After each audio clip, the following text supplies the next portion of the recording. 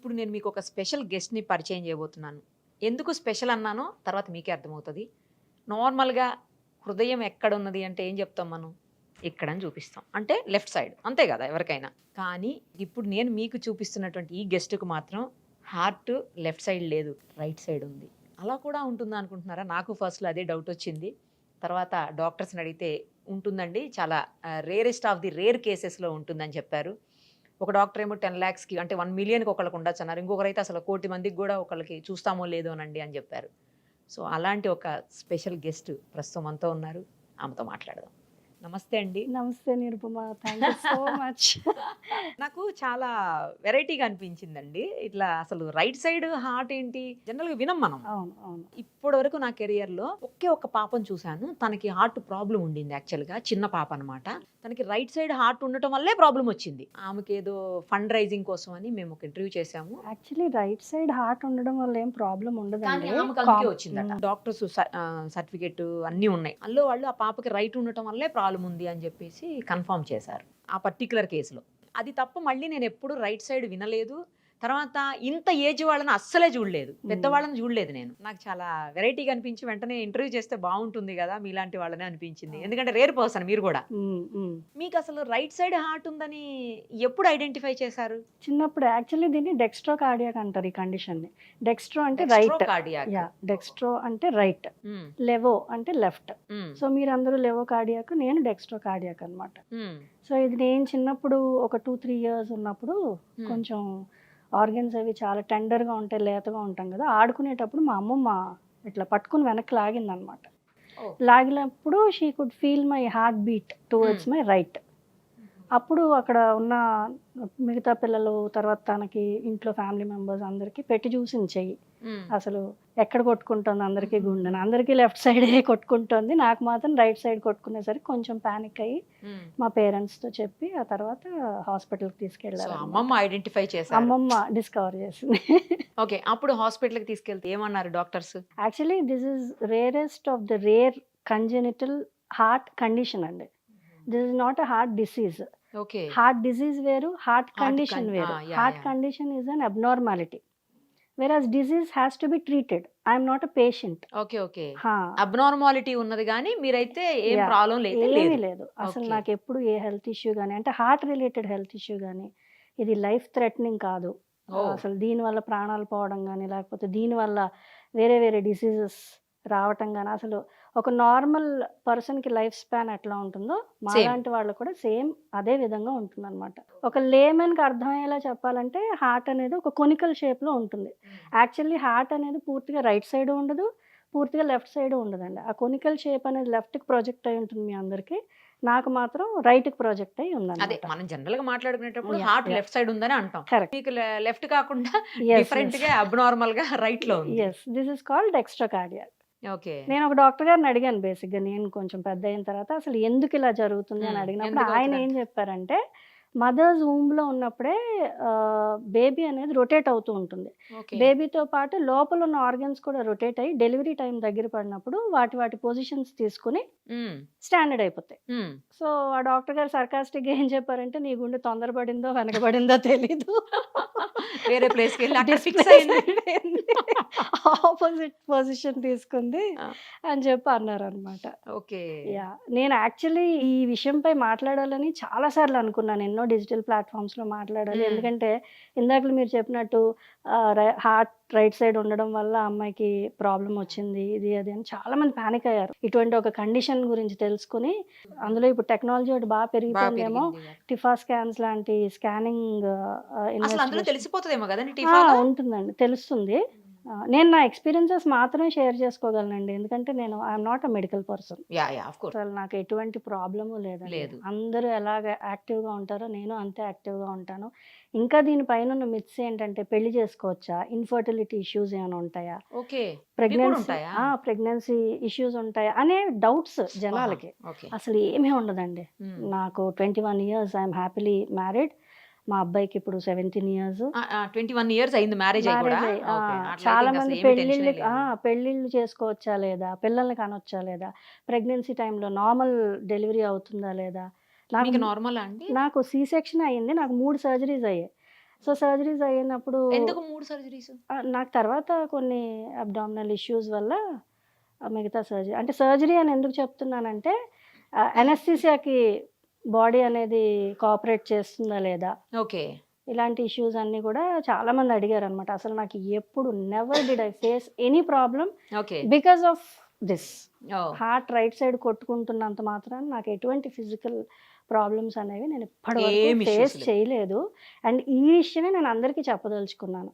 Heart ఇట్లా right side కొట్టుకోవడం వల్ల ఎవ్వరికి ఎటువంటి హెల్త్ ఇష్యూస్ అనేవి ఉండవు. భయపడాల్సిన అవసరం. అస్సలు భయపడక్కర్లేదు. అందరూ బతికిన దానికంటే నాకు తెలిసి నేను ఒక రోజు ఎక్స్ట్రానే బతుకుతానేమో. అందరికంటే ఎక్కువ ఎక్కువ బతికేస్తారంటారా? బతుకుతాను కానీ తక్కువ అయితే బతకం డెఫినెట్లీ. అదేలేండి. ఇప్పుడు ఆల్మోస్ట్ మీకు 40 దగ్గర ఉన్నా కూడా ఏం ప్రాబ్లం లేదు కదా? ఏమీ లేదు, అబ్సల్యూట్లీ నో. అవును. ఇంకో డౌట్, మీ పిల్లలకి ఎలా ఉన్నాయి హార్ట్స్? ఇదొకటి మంచి క్వశ్చన్ అండి. ఇది అసలు హెరిడిటరీ కాదు. అంటే నా ఫ్యామిలీ హిస్టరీలో ఎవ్వరికి ఇట్లా రైట్ సైడ్ హార్ట్ ఉన్న వాళ్ళు లేరు. మా అమ్మమ్మ ఫస్ట్ నా బేబీ పుట్టిన వెంటనే హార్ట్ చెక్ చేయించింది ఎటువైపు మీకు పుట్టిన కొట్టుకుంటున్నా. వెంటనే? సో వాడికి లెఫ్ట్ సైడే ఉంది. I'm the only person in the family and in my known circle who is a dextrocardia. Friends లేకపోతే రిలేటివ్స్ అందరూ కూడా దీని గురించి ఎప్పుడైనా డిస్కస్ చేస్తుంటారా? మా రమ్యకి ఇలా ఉంది, మా రమ్యకి అలా ఉంది అని? ఎస్ చాలా సార్లు డిస్కస్ చేశారు, especially when I was in school. Oh, నేను ఒక ఎగ్జిబిట్ అనమాట. సైన్స్ అవునా? ఫేర్ జరిగినప్పుడు కానీ లేకపోతే హార్ట్ అనే లెసన్ని టీచర్స్ ఎక్స్ప్లెయిన్ చేస్తున్నప్పుడు కానీ నన్ను అలా పెట్టారు. ఎస్పెషల్లీ సైన్స్ ఫేర్ జరిగేటప్పుడు అందరూ ఎవరికి వాళ్ళ ప్రాజెక్ట్ వర్క్స్ అంతా ఎక్స్ప్లెయిన్ చేస్తుంటే నేను మాత్రం ఇలా నించుని I'm so and so class, నాకు ఇలా గుండె కుడివైపు ఉంది అలా చెప్పేదాన్ని మై హార్ట్ అన్నమాట. Is beating but it is in right side. నేను పెద్ద అయ్యి మా అబ్బాయి పుట్టాక ఒకసారి అంటే యూజువల్లీ ఏంటంటే నాకు ఎటువంటి హెల్త్ ఇష్యూస్ వచ్చినా సరే ఫస్ట్ బేసిక్ ఇన్వెస్టిగేషన్ ఈసీజీ తీయించేసేవాళ్ళు అనమాట. ఓకే. ఎనీ ఛాన్స్ ఏమైనా ప్రాబ్లం వచ్చిందేమో. యా యా ఒక రైట్ సైడ్ ఉంది రినౌండ్ కాబట్టి. ఒక రినౌండ్ డయాగ్నోస్టిక్ సెంటర్కి వెళ్ళినప్పుడు నేను అతనితో చెప్పాను, ఆ టెక్నీషియన్కి, బాబు ముందే చెప్పారా? అంటే చెప్పడం అంటే మీరు లెఫ్ట్ సైడ్ పెట్టి తీస్తారు కదా ఈసీజీ లీడ్స్ అని, రైట్ సైడ్ పెట్టండి, నాకు రైట్ సైడ్ పెట్టాలంటే మీరు నాకు చెప్పడం ఏంటి, నాకు ఇన్నేళ్ళ ఎక్స్పీరియన్స్ ఉంది, అటు పెట్టకూడదు ఇటే పెట్టాలి అన్నాడా? ఇదేదో బాగుంది. సరే పెట్టి ఈసీజీ తీసాడు. తీసేసరికి ఈసీజీ తేడా వచ్చేసింది. ఏం లేదుగా మీకు అక్కడ అదే పక్కన? అది లేదు కదా. హార్టే లేదు. మేడం మీరు బాగానే ఉన్నారా, మీరు నడుస్తున్నారా, మీకు ఏమైనా చెమటలు పడుతున్నాయా, మీరు అంతా బాగానే ఉన్నారు, అర్జెంటుగా కార్డియాలజిస్ట్ దగ్గరికి వెళ్ళండి అంటున్నాడా? బాబు రైట్ సైడ్ పెట్టి తీవయ్యా వస్తుందంటే నేను తీనండి, నేను అలా తీయకూడదండి, లెఫ్ట్ సైడే పెట్టి తీయాలి, మీరు అర్జెంటుగా డాక్టర్ గారి దగ్గరికి వెళ్ళండి. సరే Okay. కదా అని అప్పుడు మళ్ళీ కార్డియాలజిస్ట్ దగ్గరికి వెళ్తే ఆయన 2D ఈకో చేసి ఏమీ లేదు, లీడ్స్ తప్పు పెట్టడం వల్ల అలా వచ్చింది గ్రాఫ్. మరి మరి రెండో వైపు పెట్టాడా మళ్ళీ అప్పుడు? ఆ తర్వాత మళ్ళీ వెళ్ళాను డాక్టర్ చెప్పాక అప్పుడు పర్ఫెక్ట్ అప్పుడు పర్ఫెక్ట్గా వచ్చింది. అప్పుడు అర్థమైంది అతనికి మరి? అతను ఆశ్చర్యపోయాడు. అంటే ఏదో దెయ్యాన్ని చూసినట్టు భూతాన్ని చూసినట్టు. అంటే మరి అతని ఎక్స్పీరియన్స్ లో ఎప్పుడు ఎప్పుడు చూడలేదు. కదా? Yes correct. మీరు అంటే రెగ్యులర్ చెకప్స్ కి వెళ్తుంటారా? వెళ్ళాలా? అవసరమా? అవసరం లేదు, అదే ఏం చెప్తున్నాను అవసరం కదా. లేదు కదా. అంటే 40s దాటిన తర్వాత రెగ్యులర్ చెకప్ అనేది ఎవరికైనా అది వేరే అవసరమే. విషయం, అట్లా కాదు. దీనికి నేను అనేది సంబంధించి హార్ట్ కి ప్రతి- సంబంధించి ఎప్పుడైనా అట్లా అంటే రెగ్యులర్ గా No. కార్డియాలజిస్ట్ కలవడం లేదు, అట్లంతా ఏం ఏం లేదు. లేదు. ఎప్పుడైనా ఒకసారి ఈసీజీ తీయించుకుంటాను తప్పితే అదర్వైజ్ చెప్తున్నాను కదా, టచ్ వుడ్ ఈ రోజు వరకు నాకు హార్ట్కి సంబంధించి ఎటువంటి ప్రాబ్లం రాలేదు. మీరు అంటే గేమ్స్ ఆడడం, రన్నింగ్ అట్లాంటివి కూడా ఏముందా? గేమ్స్లో అంటే చిన్నప్పటి నుంచి కూడా నేను ఎప్పుడూ యాక్టివ్గా పార్టిసిపేట్ చేయలేదండి. అంటే రీసెంట్గా ఒక ఇన్సిడెంట్ జరిగింది. ఒక 3 months బ్యాక్ మా టీచర్ ఒక ఆవిడ, నాకు 5th క్లాస్లో టీచర్ ఆవిడ, ఓకే. అరౌండ్ మిడ్ 90sలో అనమాట, 95, 96 ప్రాంతంలో ఆవిడ నాకు టీచర్. ఆవిడ ఫేస్బుక్లో నన్ను కనుక్కొని నాకు మెసెంజర్లో మెసేజ్ పెట్టి I want to talk to you Ramya అంటే, మేడం మీ నెంబర్ ఇవ్వండి నేనే మాట్లాడతాను అని చెప్పి ఫోన్ చేసి, మేడం అసలు మీరు నన్ను ఎలా గుర్తుపెట్టుకున్నారు, నన్ను ఇన్నేళ్ళ తర్వాత ఒక స్టూడెంట్ టీచర్ని గుర్తుపెట్టుకోవడం అది అది కామన్, common. ఎవరైనా పెట్టుకుంటాం. అలాంటిది ఒక టీచర్ స్టూడెంట్ని గుర్తుపెట్టుకోవడం నాకు చాలా హ్యాపీగా ఉంది మేడం అంటే, అయ్యబాయ్ నేను నిన్ను మర్చిపోగలనా, మీ నాన్నగారిని మర్చిపోగలనా అన్నారు. అదేంటి నేను ఓకే, బట్ వాట్ డాడీ గురించి ఏంటి చెప్తున్నారు అంటే అప్పుడు చెప్పారనమాట, నిన్న ఒకసారి హోంవర్క్ చేయలేదని ఇట్లా బుర్రంచి కొట్టాను నేను వీప్ మీద, ఓకే. అప్పుడు మీ డాడీ వచ్చి ఏ పనిష్మెంట్ అయినా ఇవ్వండి కానీ వంచి మాత్రం కొట్టొద్దు, వద్దు అని ఇట్లా హార్ట్ చెప్పారు. రైట్ సైడ్ ఉంది అని. అంటే అప్పట్లో వాళ్ళకి ఆ భయం ఉంది, అలా చేయటం వల్ల కూడా ఏం ప్రాబ్లం ఉండదు, వాళ్ళు అలా భయపడి టీచర్స్కి చెప్పేవాళ్ళంట. ఆ ఇన్సిడెంట్ని నాతో చెప్తూ ఆవిడ డేస్ అన్ని కూడా రికలెక్ట్ చేసుకున్నాను అనమాట. గేమ్స్లో అది నేను ఎక్కువ పార్టిసిపేట్ చేసేదాన్నే కాదు, బేసిక్గా నేను యాక్టివ్గా పార్టిసిపేట్ చేసేదాన్ని కాదు, అండ్ ఎవరు ఎంకరేజ్ చేసేవాళ్ళు కాదు, ఎందుకైనా మంచిది వద్దు అని. మా అమ్మమ్మ అయితే మా మాయ టీచర్, హ్మ్. సో ఎప్పుడైనా మార్కులు తక్కువ వస్తే చెయ్యి ఎత్తాడంటే చాలు వచ్చేది. దానికి గుండు కుడివైపు ఉందని ఏమనకండి. ఇది ఒక అడ్వాంటేజ్ కూడా అయిందేమో మీకు రకంగా. ఆ బ్లెస్సింగ్ ఇన్ స్కూల్ డిస్‌గైజ్. అలా స్కూల్ ఇంకా డేస్‌లో. అలా ఇంక పరుగులు, స్పోర్ట్స్ అంటే అస్సలు అయినా చేయొచ్చేమో అంటున్నారు యాహ్! కదా యాహ్! మీరు. అది ఎంత చెయ్యొచ్చండి. ఏం లేదు అసలు. చెయ్యొచ్చు. మీకు ఉన్న ఇన్ఫర్మేషన్ ప్రకారం ఎంత మందికి ఒకరికి ఉంటుంది ఇది? నాకు తెలిసిన అంటే డాక్టర్స్ అప్పుడప్పుడు డిస్కస్ చేసేదాన్ని బట్టి 1,000,000లో ఒకళ్ళకుంటుందండి. బట్ మీరన్నట్టు ఏంటంటే ఒక్కొక్కసారి 1,00,00,000 మందిలో కోటి ఒకళ్ళకి కూడా మందిలో చాలా కూడా రేర్. చూడలేదు అన్నారు ఒక డాక్టర్ అయితే. అదే. నేను చిన్నప్పుడు నాకిది బయటపడినప్పుడండి నేను 2, 3 ఇయర్స్ ఉన్నప్పుడు I think he is one of the Indians. అప్పుడు ఆయనకి 40 ఇయర్స్ ఓల్డ్. హ్మ్. He was identified by the Guinness book of world records okay. Only for this reason అన్నమాట. అవునా? On this condition. Yeah! A year అండి అది? Probably 87 అట్లా ఉంటుంది. నేను ఒక డాక్టర్‌తో మాట్లాడాను. హ్మ్. అడిగితే ఆయన చెప్పారు రైట్ సైడ్ ఉంటది. ఎప్పుడో ఒక్కసారి రేరెస్ట్ ఆఫ్ ది రేర్ కేసెస్‌లో చూస్తాము. అయితే ఆయన కూడా ఎట్లా చూసారంటే ఒక పేషెంట్‌కి చూసారంట. ఎలా అంటే ఆయన దగ్గరకు అపెండిక్స్‌తో వచ్చారంట. ఓహ్! అపెండిక్స్‌తో వచ్చినప్పుడు నార్మల్‌గా అపెండిక్స్ రైట్ సైడ్ కదా వస్తది. హ్మ్. బట్ ఈ పేషెంట్‌కి లెఫ్ట్ సైడ్ వచ్చిందంట. ఓకే. లెఫ్ట్ సైడ్ అపెండిక్స్ ఏంటి అని చెప్పి డాక్టర్ కూడా అర్థం కాలేదంట. ఓకే. అర్థం కాక మొత్తం స్కాన్‌లు అన్ని రకాల డయాగ్నోసిస్ చేస్తే హ్మ్. అన్ని రకాలుగా అప్పుడు తెలిసింది ఏంటంటే హార్ట్ రైట్ సైడ్ ఉందంట. బట్ ఐసోలేటెడ్ డెక్స్ట్రోకార్డియా అనేది వేరండి. నాకున్నది ఐసోలేటెడ్ డెక్స్ట్రోకార్డియా. అంటే హార్ట్ మాత్రమే డిస్‌ప్లేస్ అయ్యి ఉంటుంది. బట్ మిగతా ఆర్గన్స్ అన్నీ వాటి పొజిషన్‌లో అవే ఉన్నాయి. కానీ ఈ condition that condition is different. ఈ మై పేషెంట్‌కి కండిషన్ మాత్రం ఈస్ డిఫరెంట్. రైట్ లో లేదంట. అపెండిక్స్ అన్నీ లెఫ్ట్ లో ఉందంట. very heart good. ఏమో రైట్ లో ఉందంట. అదే. మేబీ అనాటమీ కూడా చేంజ్ అయిందేమో చేంజ్ ఆ అయింది. పర్టిక్యులర్ పర్సన్ లో. ఎగ్జాక్ట్‌లీ. అయ్యుండొచ్చు. కొంతమందికి అలా కూడా అవుతుందేమో. నాది ఐసోలేటెడ్ డెక్స్ట్రోకార్డియా అన్నమాట. అంటే ఓన్లీ ఆ ఒక్క హార్ట్ ఆర్గానే మీకు రైట్ సైడ్ ఉంటుంది. ప్లేస్ డిస్‌ప్లేస్ అయింది. అంతే. వేరే ప్లేస్‌లో పోయి నిల్చుంది. అవును. కూర్చుంది అక్కడ. అంతే. సో, ఒక స్పెషల్ ఏదైనా గూడా అవును. అందరిలా ఉంటే ఎట్లా? అవునవునవును. అందుకే మీకు స్పెషల్. స్కూల్లో ఉండేటప్పుడు అసలు ఫస్ట్ ఫ్యూ డేస్ ఓకే గానీ, తర్వాత నైన్త్ క్లాస్‌కి అనుకుంటాను. ఈ టీచర్ గురించి నేను చెప్పాలండి. ఆవిడ మాకు బయాలజీ చెప్పేవాళ్ళు. రమణి టీచర్ అని చెప్పి ఎవ్రీ మంత్ మా టర్న్ వచ్చేసరికి ఏదో ఒక యాక్టివిటీ చేయాలి అసెంబ్లీలో అందరి ముందు నించొని. సో, ఆవిడ నన్ను పిలిచి మనం చేద్దాం నీ హార్ట్ రైట్ సైడ్ ఉంది కదా! అంటే మేడం నాకు చాలా ఎంబారసింగ్‌గా ఉంది. ఎంబారసింగ్ ఉంటదిగా మరి నాకు అంతమంది ముందు. నాకు నచ్చట్లేదు అని చెప్పి ఏడిస్తే, అయ్యో పిచ్చిదానా! You are made uniquely by God. అవును యూ గదా! Are special. సో, నువ్వు ఎంబారస్ ఫీల్ అవ్వకూడదు. You have to feel proud of it. Because you are standing of the crowd. నువ్వు అందరిలో కరెక్ట్. ఒకదానివి కాదు, భిన్నమైన దానివి. So, be proud. ఎగ్జాక్ట్‌లీ. ఇదేం నీకు డిఫరెంట్ డిసీజ్ కాదు, పర్సనాలిటీ. డిజార్డర్ కాదు. ఆహా! సో, హ్యాపీగా గర్వంగా చెప్పుకో ఆ! ఐ యామ్ మేడ్ డిఫరెంట్‌లీ అని చెప్పి. ఆ! So, I really feel proud of this.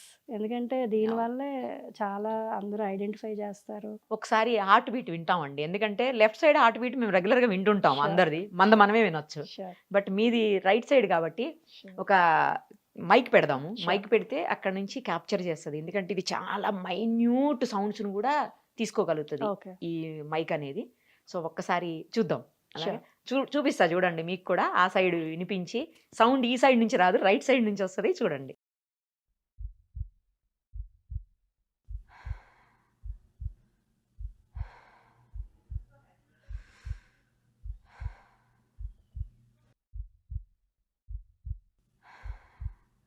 Anyhow అండి.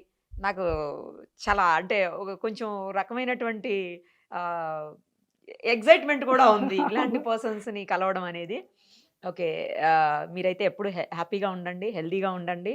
రెగ్యులర్‌గా అవసరమైన ఈసీజీ లాంటి Health చిన్న checkups. చిన్న మైనర్ చిన్న చిన్న అవును. చెకప్స్ లాంటివి చేయించుకోండి. ష్యూర్ అండి. అందరికీ థ్యాంక్ యూ. ఏం ప్రాబ్లమ్ లేదు అని మీరు ఇంకా 10 మందికి మీకు చేతనైనంత వరకు కరెక్ట్. అట్లాంటి ప్రాబ్లమ్ ఉన్న వాళ్ళకి చెప్పండి. ఏం కాదులే అని Sure చెప్పేసి. అండి, ఇప్పుడు మా త్రూ చాలా మంది అవును. అర్థం చేసుకుంటారు. అర్థమవుతది. మీకు సుమన్ టీవీ వాళ్ళకి నిజంగా థ్యాంక్స్ అండి. అసలు ఇలాంటి ఒక అవకాశం ఇచ్చి, ఎందుకంటే మీరు ఎస్పెషల్లీ నిరుపమ ఇంటర్వ్యూస్ అంటే చాలా డిఫరెంట్‌గా ఉంటాయి, యూనిక్‌గా ఉంటాయి. అలాంటిది ఈ రోజు నన్ను తీసుకొని వచ్చి చైర్‌లో కూర్చోబెట్టారంటే ఇంకా నేను చాలా హ్యాపీగా ఫీల్ అవుతున్నానన్నమాట. ఇలా మాట్లాడుతున్నందుకు గానీ, ఈ సిట్యుయేషన్ గురించి ఎవరి ఫ్యామిలీస్‌లోనైనా ఇట్లాంటి ఉండొచ్చు. సిట్యుయేషన్ ఉంటే మనకు తెలీదు వాళ్ళు కదా! వరీ అవ్వకుండా ఉంటారు అని నేను ఆశిస్తున్నాను. ఇప్పుడు మీ మాటలతోటి వాళ్ళు కొంచెం Yes. ధైర్యంగా, భరోసాగా Yes. ఉండగలుగుతారు. Yes. ఎందుకంటే అవును. మీరు ఇది చిన్నప్పుడు చెప్పారంటే అది వేరే విషయం. మీరిప్పుడు ఇంత ఏజ్ వచ్చిన తర్వాత కూడా మీరు హ్యాపీగా Correct. ఉన్నారు. చాలా. నార్మల్ లైఫ్‌ని లీడ్ చేస్తున్నారు అనే అవును. విషయం వాళ్ళకి అర్థమైతే అవును. కొంచెం భరోసాతో ఉంటారు వాళ్ళు కూడా. కరెక్ట్. ఇది అస్సలు లైఫ్ టెన్షన్ థ్రెటనింగ్ ఉండదు. కాదు. I should really thank you Nirupama. Thank you Yeah. So much. Thank you Ramya garu, thank you Thank you. So much. Thank you. ఎందుకంటే మీరు అలా ఉండిపోకుండా బయటకు వచ్చి అవును. అవేర్ చేస్తున్నారు కదా, ఎస్ ఎస్ దాని నిజంగా గ్రేట్ అండి. అవునవును. All the best. Thank you thank so you much. Thank you.